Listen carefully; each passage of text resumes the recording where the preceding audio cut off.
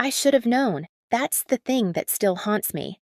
Deep down, I always knew how things would turn out, but I kept giving them chances. Hope, they say, is the cruelest liar.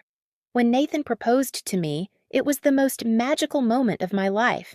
He'd planned it under a sky full of stars, just us on the hill behind his family's lake house. He got down on one knee, his voice shaking, the ring catching moonlight, and when I said yes, he whispered, "Let's build a life that never lets you feel unseen again." I cried, not just because of him, but because someone finally saw me, truly saw me. Please subscribe to our channel and tell me in comments from where are you watching this video.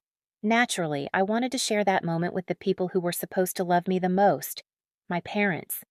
But the moment I told them, I saw it, that flicker in their eyes, like they were happy for me, but not thrilled, not proud, not moved, and definitely not excited. My dad patted my shoulder like I'd told him I got a decent parking spot. Mom smiled with her lips, but her eyes were already elsewhere, probably planning Ryan's next big moment. My brother, the golden child, the prodigal son, the one who could mess up a dozen times and still be greeted like royalty. Ryan could show up late to Christmas, forget birthdays, crash cars, drop out of business school, and still be the sun in their universe. But me? I could cure cancer, and they'd ask if Ryan was okay. Still, I planned the engagement party. I chose a gorgeous vineyard venue tucked into the hills of our hometown, where the wind smelled like lavender and the trees swayed like they were part of a symphony. It had string lights draped through the trees, a rustic barn with a chandelier made of old wine bottles, and a long wooden table meant for laughter, toasts, and memories. Nathan's parents offered to split the cost, but I wanted to pay for it myself. I needed to. I wanted to prove I could do this on my own, make something beautiful for once in my life that wasn't overshadowed by Ryan. The invitations went out.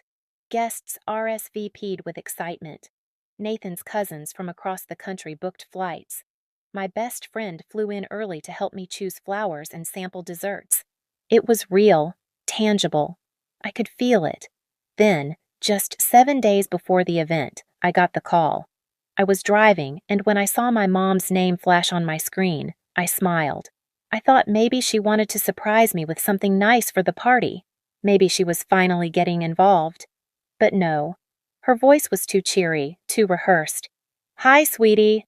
Listen, your dad and I were thinking we might have to reschedule the engagement party. Ryan's coming back into town that weekend and, get this, he's bringing his new girlfriend. It's kind of last minute, but we thought it'd be perfect to host a little welcome BBQ. You know, invite the neighbors, get the grill out." I didn't respond. I couldn't. My fingers clenched the steering wheel so tight I thought I'd snap it. "Mom," I managed, "are you canceling my engagement party for Ryan's barbecue?" There was a pause. Just a second too long. Enough time for the truth to settle.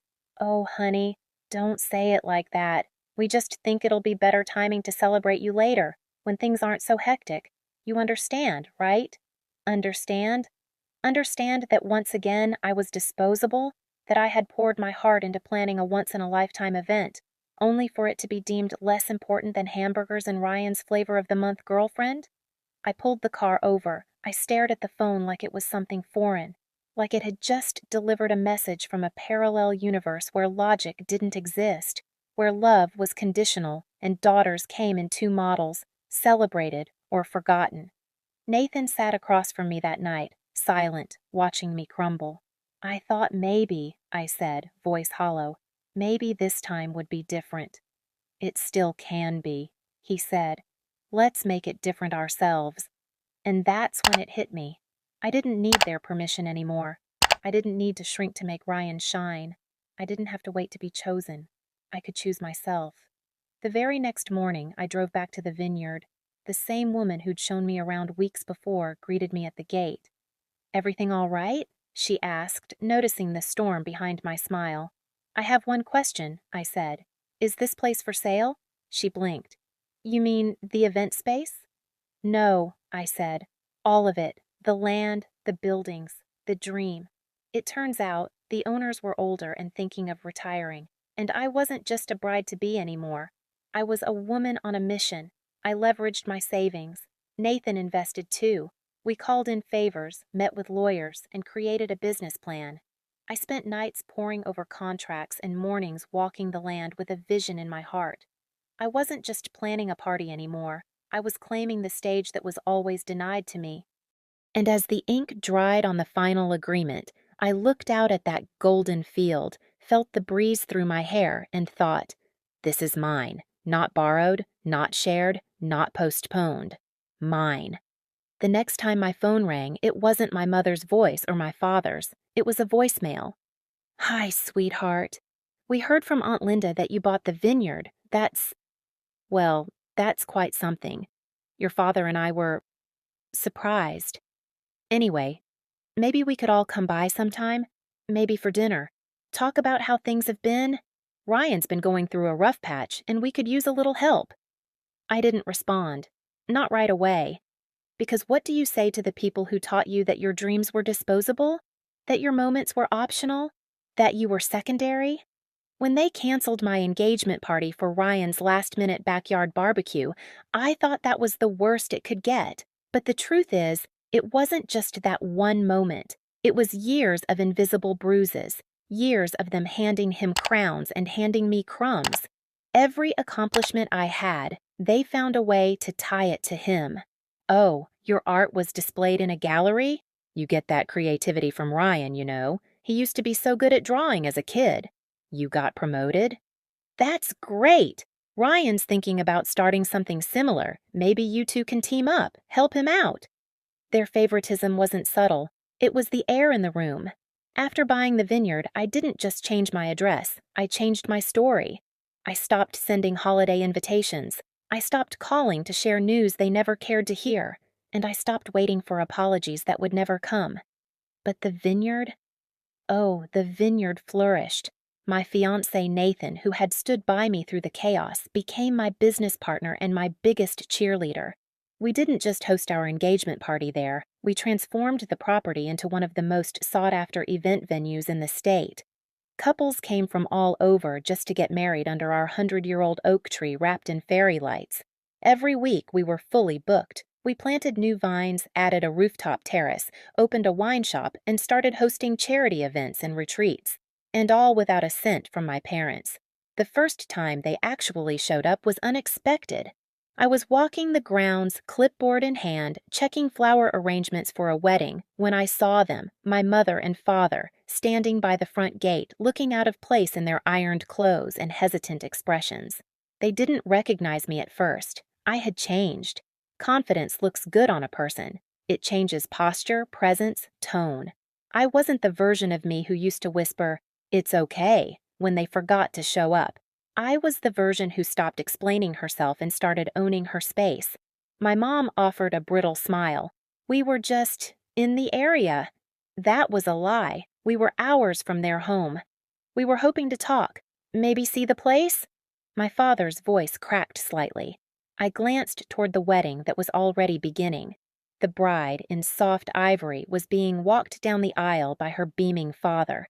I turned back to my own. Sorry, I said, voice even. We're closed to the public during private events. Come on, don't be like that, my mother said. We're family. That word, family. I stared at them, at the people who always said that word like a leash, like a debt owed, not a bond, not a home. I took a breath. When I called to ask why you skipped my engagement party, I said quietly, you laughed. You told me, and I quote, "It's just a party, not a wedding. You'll have more." But you didn't know that I cried myself to sleep that night. You didn't know that I almost canceled the wedding altogether because it wasn't just a party. It was a symbol. It was a chance for you to show me that I mattered. My mother shifted uncomfortably. My father looked away. And now, I continued, you want to step into what I've built like nothing happened? You canceled me over a barbecue, and now that Ryan's business failed and your golden son needs a hand, you remember me? There was silence. Finally, my father spoke. We made mistakes. We see that now. I nodded. Good. I'm glad you see it, but I'm not your lifeline. and I'm not here to fix what you broke with your choices. This place? My life? It's not yours to walk into whenever it's convenient. I stepped back. Please leave. I have a wedding to run. They stood there for a moment longer, stunned, perhaps hoping I would crack, that I would soften. But I didn't. I turned and walked away, toward the ceremony, toward the love that had never made me feel second best, toward a future that I had created entirely on my own. That night, Nathan and I stood beneath the stars, the lights of the vineyard twinkling all around us. He took my hand. "You did it," he said. I smiled. We did it. Deep inside, the need to be seen and chosen let go. I was free.